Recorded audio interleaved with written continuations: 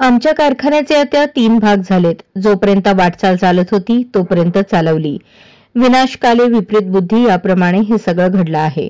कारखान्यातील कर्मचाऱ्यांसह शेतकऱ्यांनाही वाटत होतं दोघा भावांचे मिटते की नाही. आता मी आणि पृथ्वीराजने राजवी कारखाना सुरू केला. शिवाजीराव सावंतांनी सख्खे बंधू माजी मंत्री तानाजीराव सावंतांना लगावला टोला.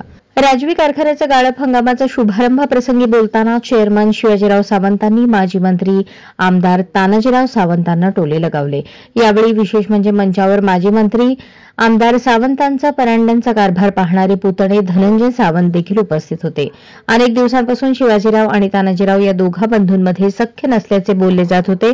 मात्र शिवाजीराव यांनी बंधूंवर टोलेबाजी केल्याने दोघात सख्य नसल्याच्या चर्चेला पुष्टी मिळाली असून अधोरेखित झाली आहे.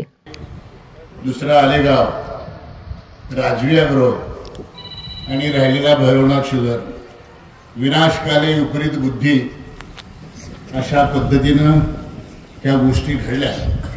त्याच्या नशिबाच्या त्याच्या प्रारब्धाप्रमाणे हे असतं.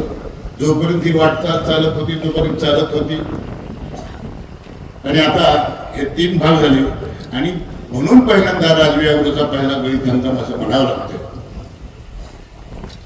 दुसरी गोष्ट ही कारखान्याची जबाबदारी आणि इथले सर्व कर्मचारी यांच्याशी आमच्या 2-3 बैठका सुरू होतोय का नाही, भावाभावांचं मिटतंय का नाही, आपल्याला पुन्हा कुठं दुसऱ्या कारखान्यामध्ये जावं लागतं की काय, अशा सगळ्याच गोष्टी अडचणीच्या ठरल्या.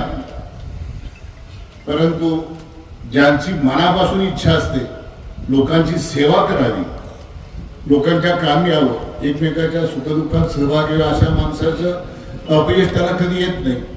आणि सुदैवानं या 2-3 विभाग झाले आणि राजवी अॅग्रो या नावानं आपण हा कारखाना सुरू केला. त्या कामगारांना बाहेर कुठं जावं लागलं नाही. कर्मचारी स्टाफचं आभार. पृथ्वीराज गायकवाड कारण ते अहोरात्र काम करून आमचे